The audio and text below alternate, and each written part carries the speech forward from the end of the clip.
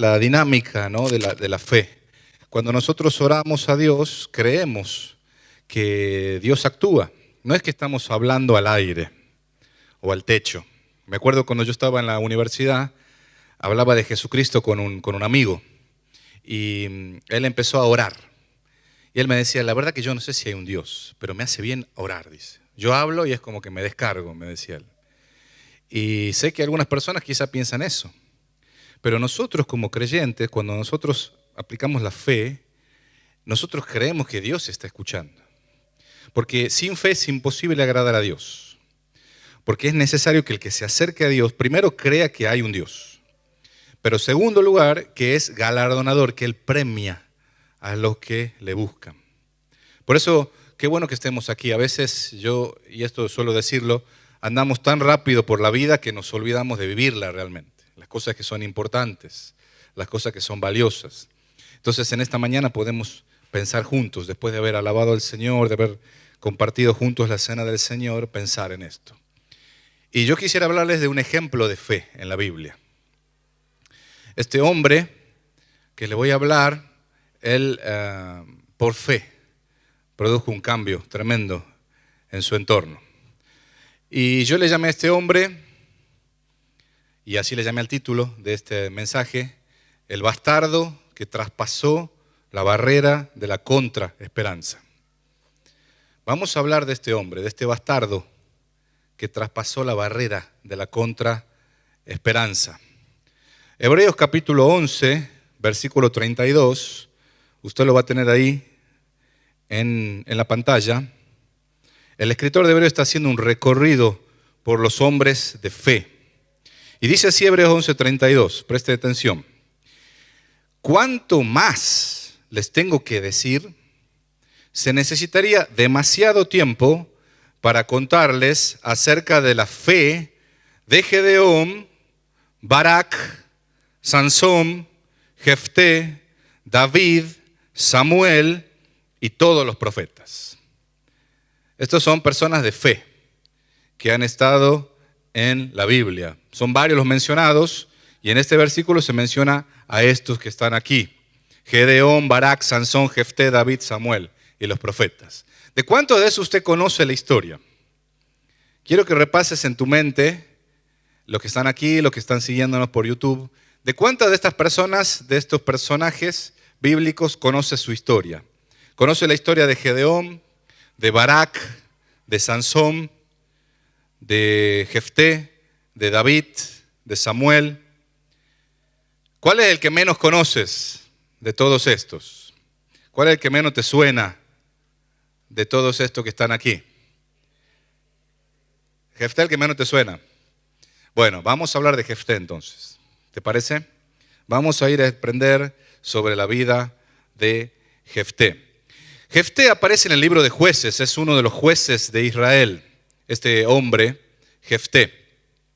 En el capítulo 11 aparece o se introduce su historia. En el capítulo 10 hay como un preámbulo a la historia de él. En el capítulo 10 dice algo que el libro de Jueces dice recurrentemente. Los israelitas hicieron lo malo ante los ojos del Señor. Se apartaron de Dios, dejaron al Dios. Y entonces Dios los entregó. Cuando Dios dice, cuando nosotros le decimos no quiero que se haga tu voluntad, Dios dice bueno, hágase tu voluntad entonces. Y Dios lo entrega. Quitó la protección y entonces empiezan a ser atacados. En este caso, por los amonitas, que era un pueblo que estaba ahí al costado de Israel. Y este pueblo, los amonitas, comienzan a hacer una guerra de guerrillas, atacar, invadir, causar destrozos y huir. Y durante 18 años hacen esto. Obviamente el pueblo cansado, este pueblo especialmente lo que sería la región de Transjordania, muy cansados por los ataques. Entonces se vuelven a Dios en arrepentimiento. Y los amonitas obviamente ven la posibilidad y empiezan a cruzar el río Jordán y empiezan a atacar más adelante. Mostrame por favor el siguiente mapa. Ahí está, mira. Esto es para que usted se ubique. Es importante la geografía para entender de qué se trata. Aquí los amonitas están acá a la derecha, abajo. Ellos están al oriente del pueblo de Israel. Hay un río muy importante, que es el río gordo que está en el medio, el río Jordán. Eso es lo que justamente después del río Jordán está lo que es la tierra prometida, Israel. Pero hay una tribu, o dos tribus en realidad, que se ubican tras Jordania, o sea, del lado derecho del río Jordán. Y ahí ustedes ven a Gad abajo, verde, y Manasés arriba. Manasés es la tribu, pero la región esa se llama Galaad. Y esa es la región que está siendo atacada por los amonitas en este contexto histórico.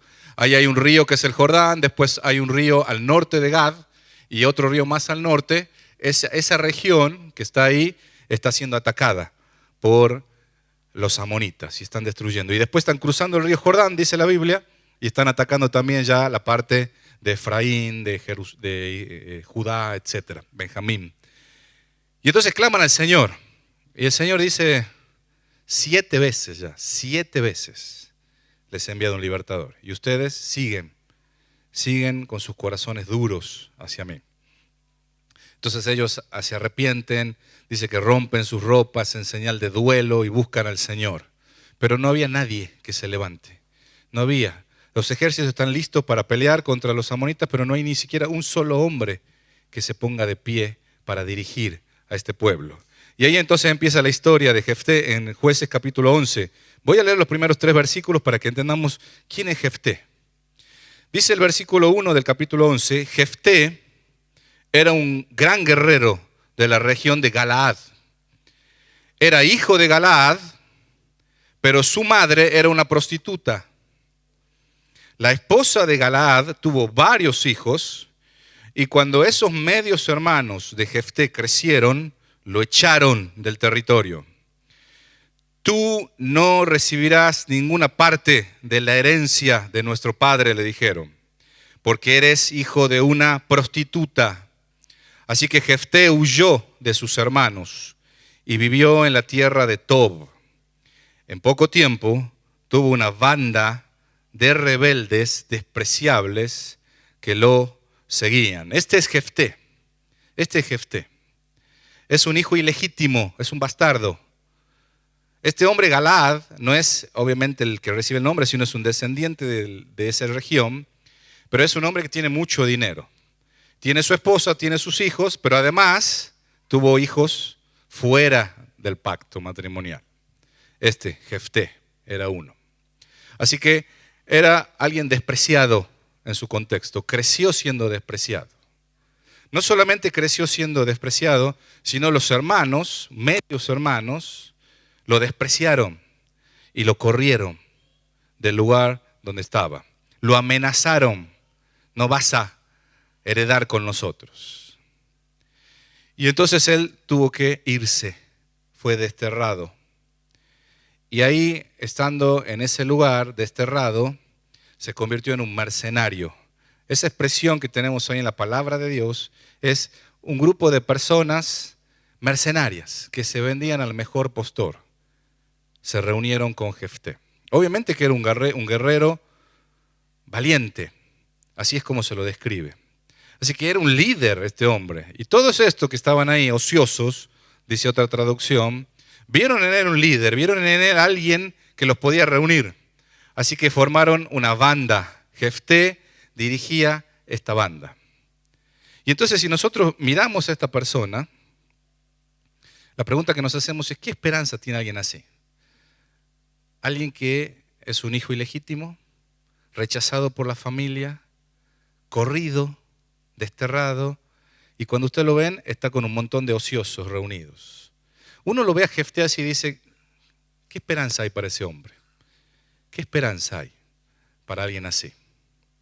Alguien que ha crecido con tremendos traumas familiares, Alguien que no vive en su tierra, lo corrieron, lo desterraron. Alguien que se volvió un mercenario al mejor postor. Claro, Tob está ahí en la región limítrofe entre los amonitas y Manasés, así que era a pedido para que él ahí esté como un mercenario. ¿Cuánto le daría usted a Jefté? ¿Cuántos puntos le daríamos? ¿Qué reconocimiento le haríamos? Y yo no sé si alguno de ustedes se ha sentido así, si se ha sentido desechado, porque esa es la descripción de este hombre. Es un hombre desechado por los suyos, rechazado por los suyos. Quizá alguno de ustedes o alguno de nosotros alguna vez nos hemos sentido así, por alguna mancha quizá de la familia, algo que tiene nuestra familia, o quizá algún otro defecto que tenemos. Y nos hemos sentido justamente marginados, como Jefté. ¿Cómo nos sentimos cuando nosotros pensamos en eso? Quizá algunos puedan tener muchas cosas, otros algunos, pero cuando vos pensás en eso, en esas cosas que te dan vergüenza, ¿cómo te sentís? Porque eso nos va a ayudar a pensar cómo se sentía Jefté, cómo se sentía este hombre. Hasta qué grado uno a veces quiere ser aceptado, honrado, y recibimos marginación, rechazo por parte de las personas que nos rodean. ¿Conoce usted gente así? Gente que está viviendo así, gente que tiene una mancha familiar, gente que se siente así, marginada, rechazada.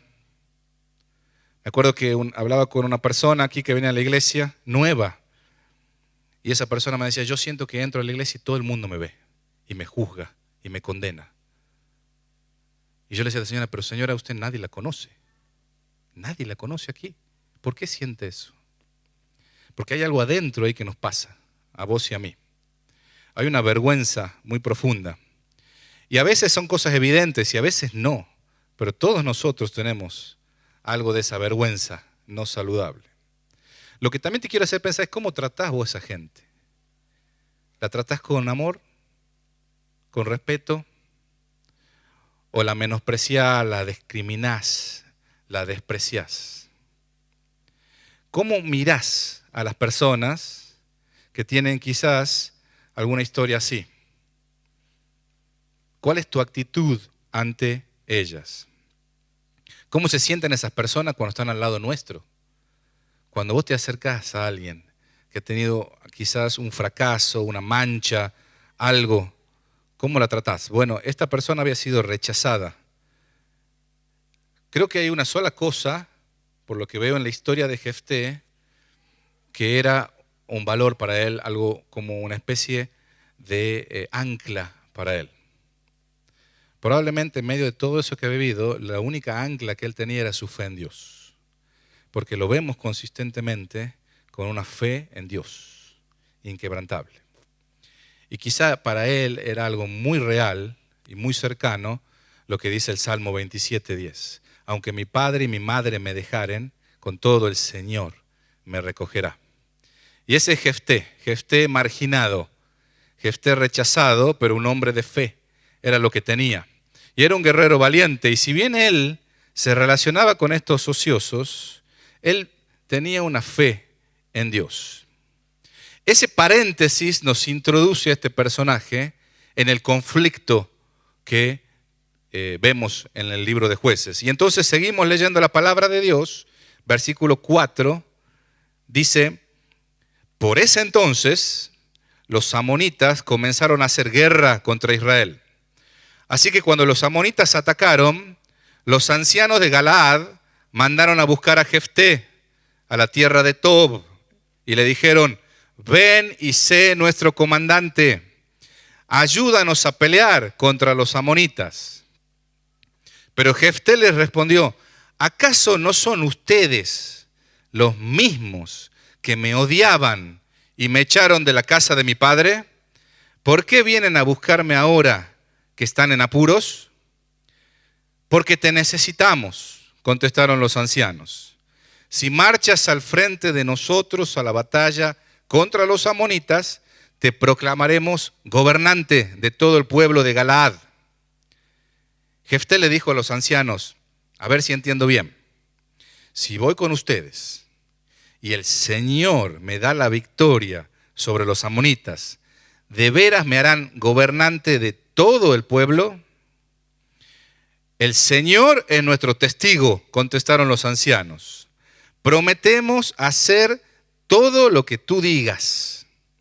Entonces Jefté fue con los ancianos de Galaad y el pueblo lo proclamó gobernante y comandante del ejército.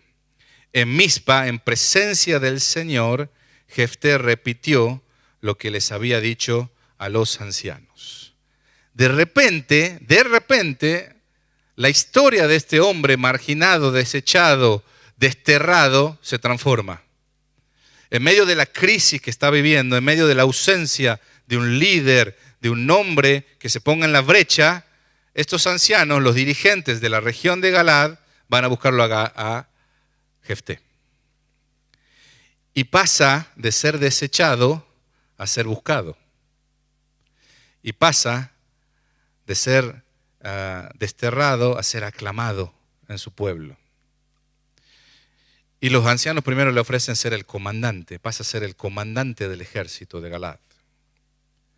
Pero luego dice, te vamos a hacer gobernante, no solamente jefe del ejército, sino que vos vas a gobernar. Así que de repente se convierte este hombre en el gobernante de ese pueblo. Y yo pensaba esto cuando leía y decía, ¿qué probabilidades había de que esto pase? ¿Qué probabilidades puede haber de que un hombre así, desechado, rechazado por su familia, desterrado, viviendo en un lugar lejano, siendo parte de una pandilla de mercenarios, de repente se convierta en un gobernante del pueblo que lo ha rechazado? ¿Acaso esto no es ir contra toda esperanza? ¿Qué esperanza había para él? Aún contra esperanza, este hombre termina siendo juez de Israel. Explíquelo. ¿Puede usted explicar esto o no? ¿Podemos entender esto? ¿Acaso no son las cosas que Dios hace? Yo leía este pasaje y me acordaba de lo que dice Pablo en Corintios. Lo vil y lo menospreciado escogió Dios y lo que no es para avergonzar a los sabios. Eso es lo que hace Dios. Eso es lo que hace la gracia de Dios. Una vez leía a un teólogo que él decía que su mejor definición de gracia es: somos unos bastardos, pero Dios nos ama. Y era significativo porque él decía, esa es la verdad, somos hijos ilegítimos, nosotros somos adoptados por Dios. Pero nos ama muchísimo. Dios nos ama, aún que somos así. Y eso es lo que él vivió, este hombre Jefté. Y en un momento se convirtió en el gobernante. Por eso este bastardo traspasó la barrera de la contraesperanza y se convirtió en un gobernante del pueblo de Israel. Y la única característica sobresaliente es que era un hombre de fe y un guerrero valiente. Y entonces peleó contra los amonitas. Pero una de las características, yo no voy a leer todo el pasaje, ustedes lo pueden leer en la casa, a Jueces capítulo 11, es que además de ser alguien buscado, de ser alguien aclamado, de ser alguien gobernante y jefe militar, era un diplomático excelente. Él no se fue a pelear contra el rey de Amón. Él le dijo al rey de Amón, ¿qué es lo que te pasa? ¿Por qué quieres pelear con nosotros? Y entonces el rey de Amón, ahí lo van a ver ustedes en el texto, dice, es que ustedes nos robaron este territorio.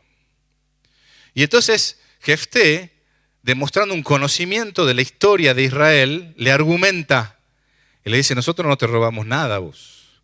Nosotros cuando entramos a la tierra prometida, hace 300 años atrás, pasamos de largo por Moab, pasamos de largo por Amón, y este territorio se lo quitamos a los amorreos. Y ningún rey, ni de Moab, ni de Amón, en 300 años nos ha reclamado este territorio. Entonces su argumento es muy lógico, muy fuerte. Por eso él, capítulo 11, versículo 27, dice, por lo tanto, yo no pequé contra ti. Más bien, tú me hiciste daño al atacarme. Y escuche bien lo que dice después. Que el Señor, quien es juez, decida hoy quién de nosotros tiene la razón. Si Amón o Israel. Obviamente el rey de Amonita no quiso escuchar porque él estaba buscando una excusa para atacarlos. Y también lo sabía Jefté. Pero él hizo lo que tenía que hacer y él mostró que su causa era justa. Y entonces dice la palabra de Dios en el 11:32 y 33. Así que Jefté dirigió al ejército contra los amonitas y el Señor le dio la victoria. mató a los amonitas, devastó unas 20 ciudades, desde Aroer hasta una zona cerca de Minit, y desde allí hasta aquel Keramín. De esa forma, Israel derrotó a los amonitas. Fue una gran victoria la que obtuvo este hombre, este bastardo.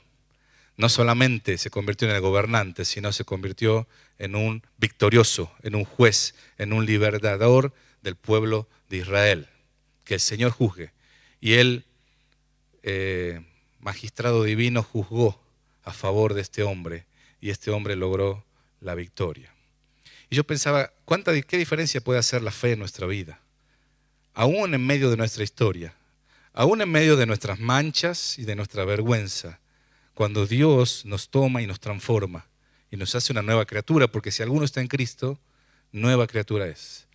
Las cosas viejas pasaron, y aquí todas son hechas nuevas. Eso es lo que hace Dios en la vida de cada uno de aquellos que de todo corazón, con integridad, lo buscamos y confiamos en Él.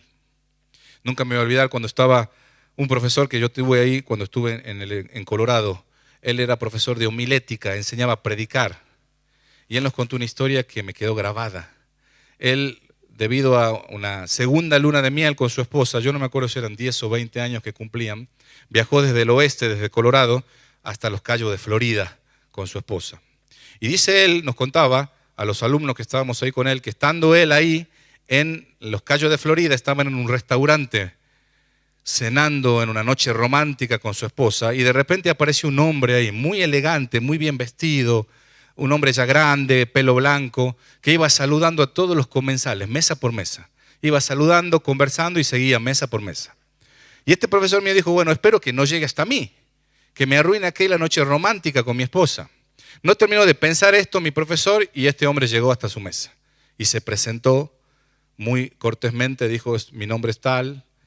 Le preguntó el nombre a mi profesor, a su esposa, le preguntó qué hacían y a qué se dedicaban, así que este profesor le dijo qué estaban haciendo ahí y le dijo que era profesor en un seminario de homilética. Entonces este hombre se sonrió y le dijo, así que usted le enseña a los predicadores. Tengo una historia de predicadores para decirle. Y agarró una silla y se sentó con mi profesor. Mi profesor dice, yo estaba molesto, sorprendido y molesto. No solamente me venía a interrumpir mi noche romántica con mi esposa, sino que ahora encima me iba a contar un cuento sobre predicadores, como si yo no supiera muchísimos, dice él. La cosa es que este hombre comenzó a hablar y dijo, esta historia en realidad es mi historia. Yo crecí en este pueblo y tenía un problema. Tenía mamá, pero no tenía papá. Y ustedes saben, todos los adjetivos que se les ponen a las personas que no tienen padres. Así que yo siempre viví muy acomplejado. Es más, cuando mi mamá me mandaba a comprar algo a la tienda, yo iba corriendo sin escuchar a nadie, llegaba a comprar y volvía a la casa. Pero no podía dejar de pensar que cada vez que iba al pueblo, todo el mundo me miraba y me decía, ¿de quién será hijo este hombre, este muchacho? ¿De quién será hijo este niño? Lo mismo me pasaba en la escuela, dice. Tenía tanta vergüenza de que no tenía papá, no conocía a mi papá, que cuando tocaban el timbre, la campana para salir al recreo me iba solo, no estaba con nadie. Y estaba solo para que nadie me diga quién era mi papá. Y lo mismo me pasaba en la iglesia. Cuando iba a la iglesia con mi mamá, me llevaba, antes que el predicador termine de dar el mensaje, yo me iba, para que nadie me tenga que decir nada. Hasta que un día llegó un predicador nuevo a la iglesia. Y yo no lo conocía. Y habló cortito, habló poquito. Entonces no tuve tiempo de escaparme y tuve que salir con todas las personas. Y estaba ahí el predicador nuevo en la entrada, saludando a todas las personas. Cuando llegó mi turno, este predicador nuevo me saludó sonriente, me dijo, hola, ¿cómo te llamas y de quién eres hijo? Cuando me preguntó eso el predicador, yo solo agaché la cabeza. Dice, tenía tanta vergüenza, me sentía tan acomplejado, porque yo sentía que la gente del pueblo se burlaba de mí. La gente en la escuela se burlaba de mí. Y ahora hasta el predicador se burlaba de mí porque yo no tenía papá. Así que me quedé mirando para abajo, dice, unos segundos muy incómodos, hasta que este predicador, después de esos segundos, sonrió y dijo, ya sé de quién sos hijo vos. Entonces este hombre dice que yo levanté la cabeza y lo miré, atento. Y él me miró fijamente y me dijo, vos sos un hijo de Dios y tenés una gran herencia en Dios. Andá y reclamala. Eso fue todo lo que me dijo, dice este hombre. Y fueron las palabras más importantes que alguien me haya dicho. Las palabras más importantes que alguien me dijo fue lo que me dijo ese predicador. Entonces este hombre sonrió, terminó su historia, se levantó y saludó a mi profesor y a su esposa. Y se fue y siguió saludando a otras personas. Y este profesor me cuenta, dice, yo en ese momento me acordé de ese nombre. Porque ese nombre yo lo había leído en el periódico allá en Colorado. Era una persona famosa porque era el alcalde de ese lugar, que había sido elegido por tercera vez, debido al buen trabajo que estaba haciendo.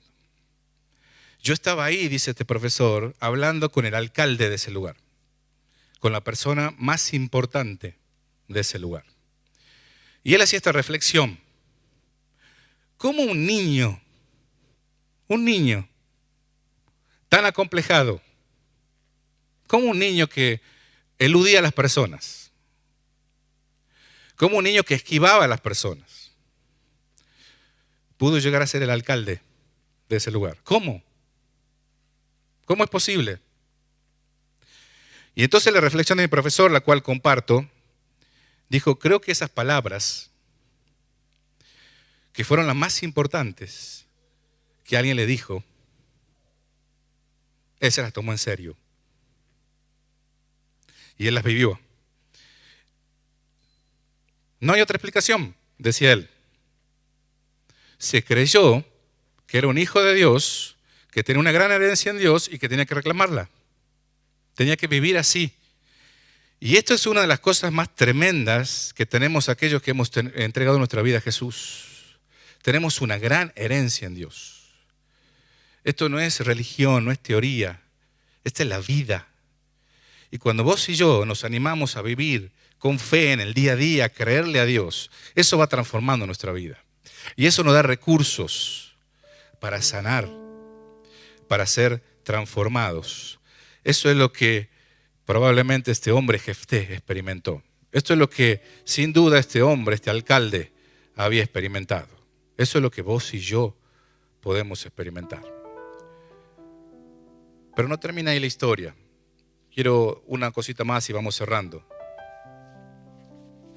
Dice Jueces capítulo 21, versículo 29, y yo le llamé a esta sección aromas mezclados. Te voy a explicar por qué. Dice Jueces 21, 29, cuando él es declarado ahí en Mizpa el gobernador, el jefe del ejército, en esa ocasión el Espíritu del Señor vino sobre Jefté. Y él recorrió toda la tierra de Galaad y de Manasés, incluida Mizpa en Galaad, y desde allí lideró al ejército contra los amonitas. Es el Espíritu del Señor el que lo tomó para darle esa victoria. Era el Espíritu Santo trabajando en la vida de este hombre, lo que permitió tener esta gran victoria. Pero después, dice el versículo 30, y Jefté hizo un voto al Señor. Si me das la victoria sobre los amonitas, yo entregaré al Señor al primero que salga de mi casa para recibirme cuando regrese triunfante. Lo sacrificaré como una ofrenda quemada. Y esto cuando yo leía decía, ¿qué pasó acá, Jefté? ¿Qué te pasó? Él estaba tan convencido en su fe de que el Señor le iba a dar la victoria que hizo un voto y dice, yo voy a sacrificar al primero que salga a recibirme cuando vuelva victorioso. Él estaba seguro que Dios le iba a dar la victoria, pero hizo un voto. Y ese voto, no solamente que no era algo que Dios le agradaba, sino era algo que a Dios le desagradaba. ¿Y sabés qué veo yo ahí? Aromas mezclados. Veo un hombre que tiene fe en Dios, pero que a la vez está influenciado por las religiones paganas que lo rodean. Y no tiene un conocimiento muy profundo de la ley de Dios. Porque si él hubiera conocido la ley de Dios, jamás hubiera hecho un voto así. ¿Y sabes qué es lo que pasa? Dice el versículo 34, que cuando Jefté volvió a su casa en Mizpa, su hija salió a recibirlo tocando una pandereta y danzando de alegría. La hija salió, fue la primera. Ella era su hija única, no tenía más hijos ni hija, era la única hija, era su tesoro más preciado. Cuando la vio, se rasgó la ropa en señal de angustia.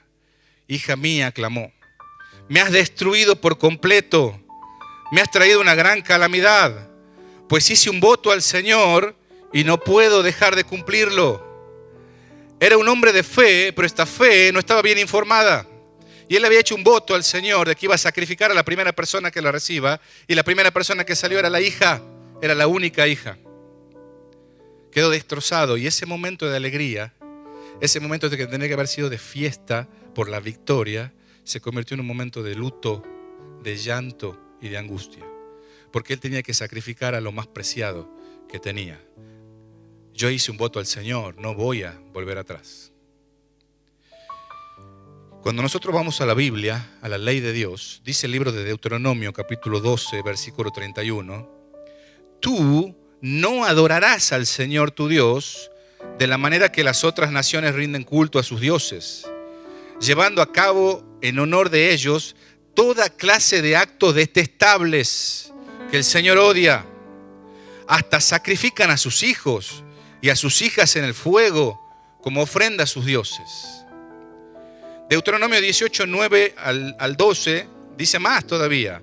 Cuando entres en la tierra que el Señor tu Dios te da, en la tierra donde está viviendo Jefté, ten mucho cuidado de no imitar las costumbres detestables de las naciones que viven allí.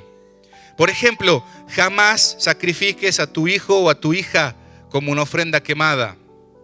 Tampoco permitas que el pueblo practique la adivinación, ni la hechicería, ni que haga interpretación de agüeros, ni se mezclen brujerías, ni haga conjuros.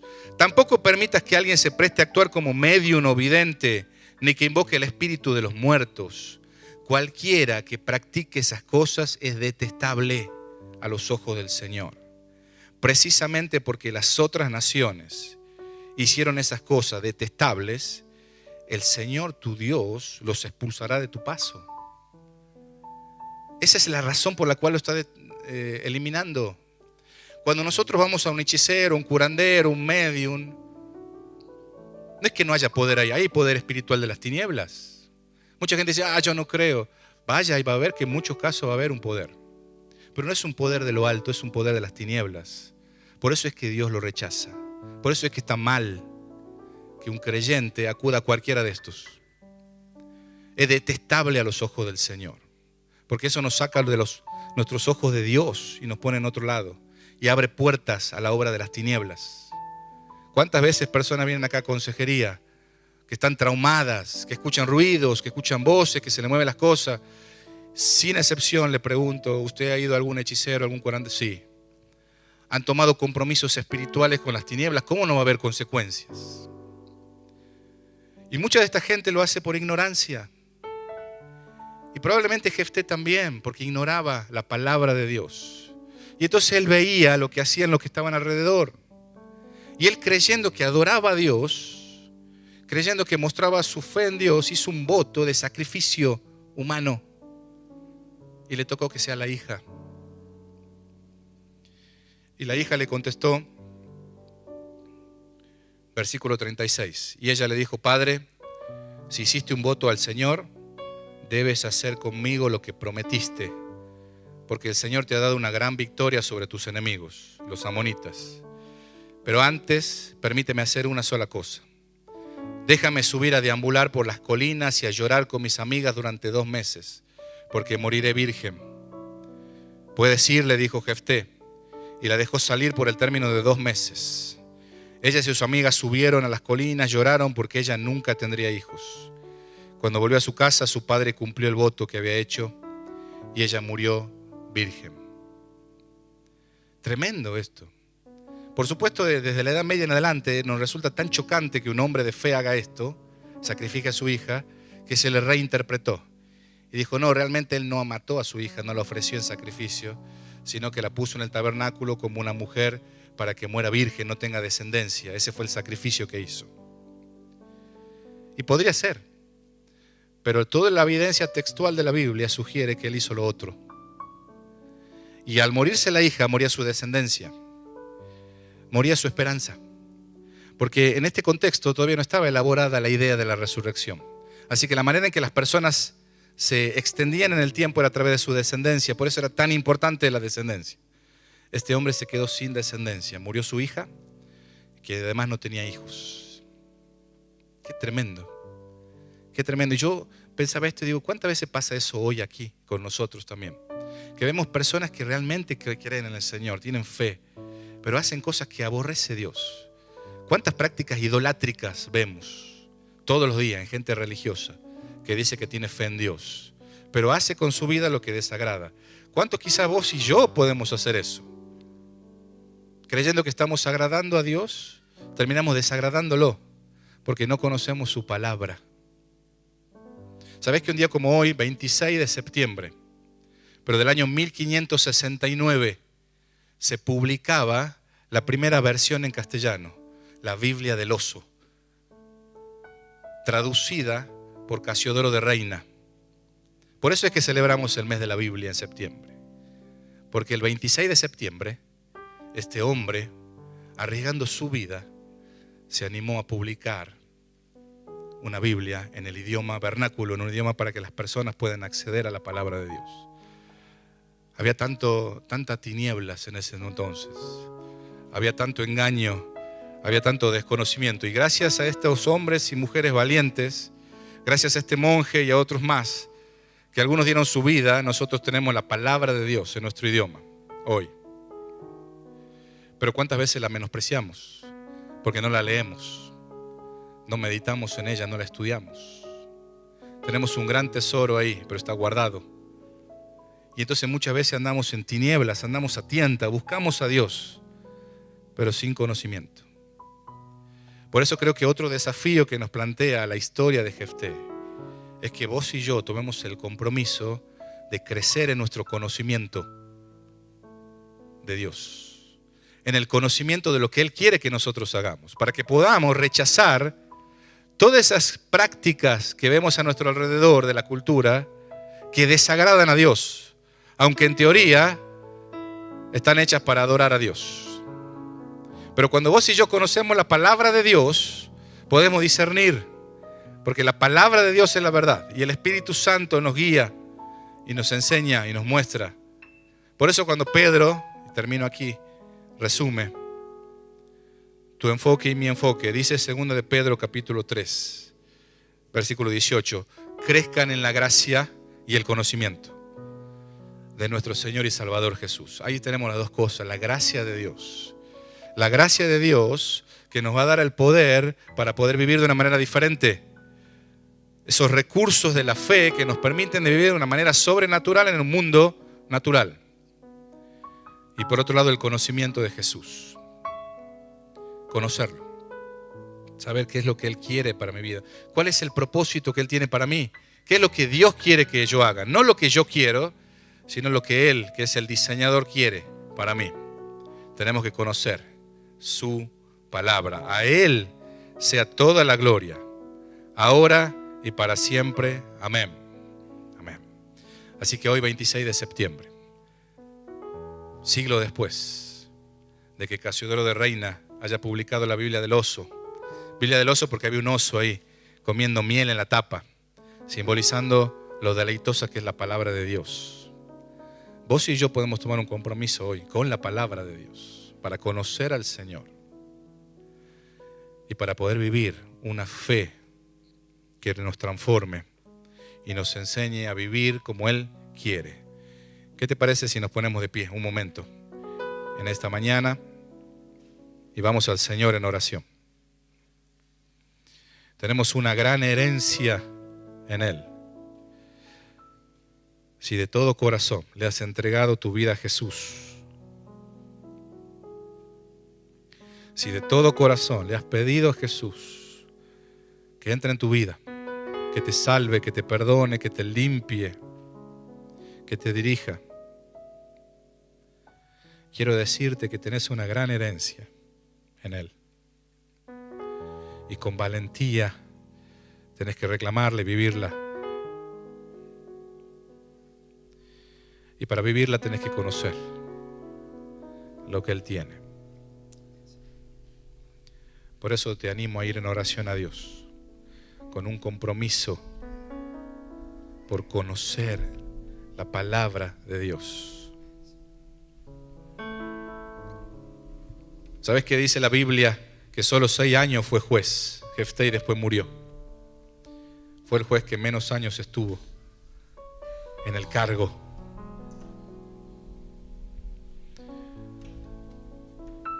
Y es triste eso, porque era alguien que Dios había sacado para hacer una hazaña tremenda a favor del pueblo de Dios.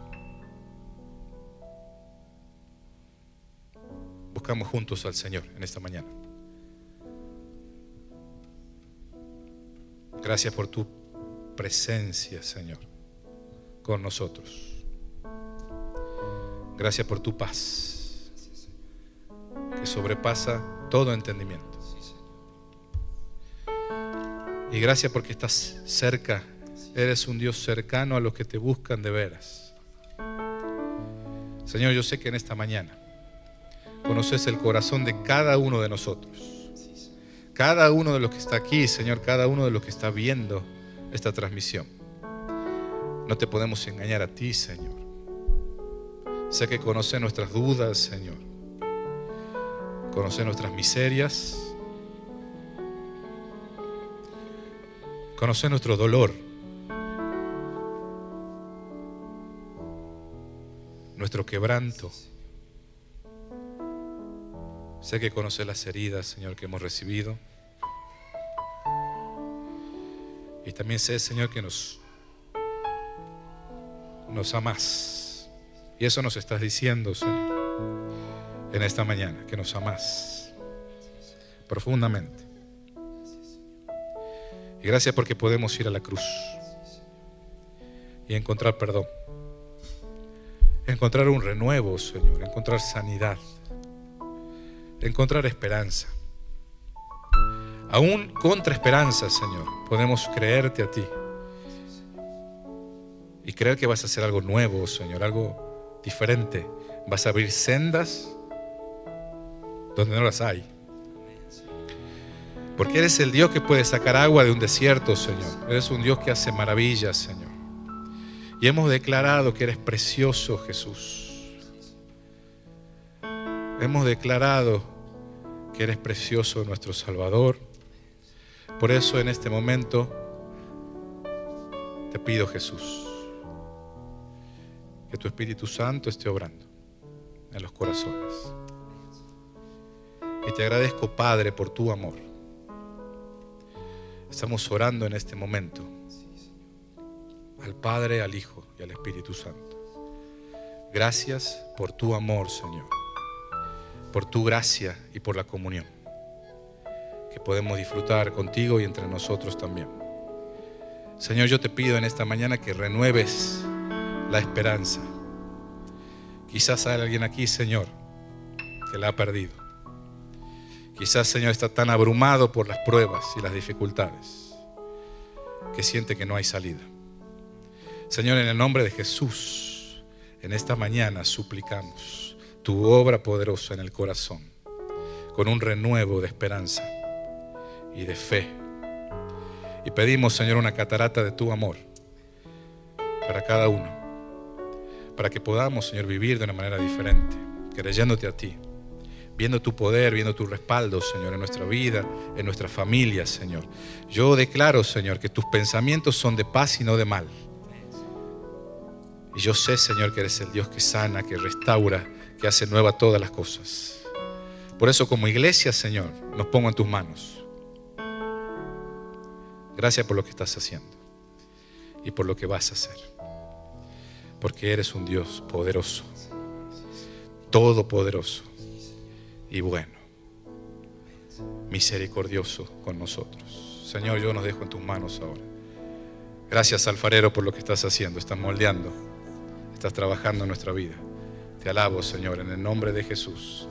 Amén y amén.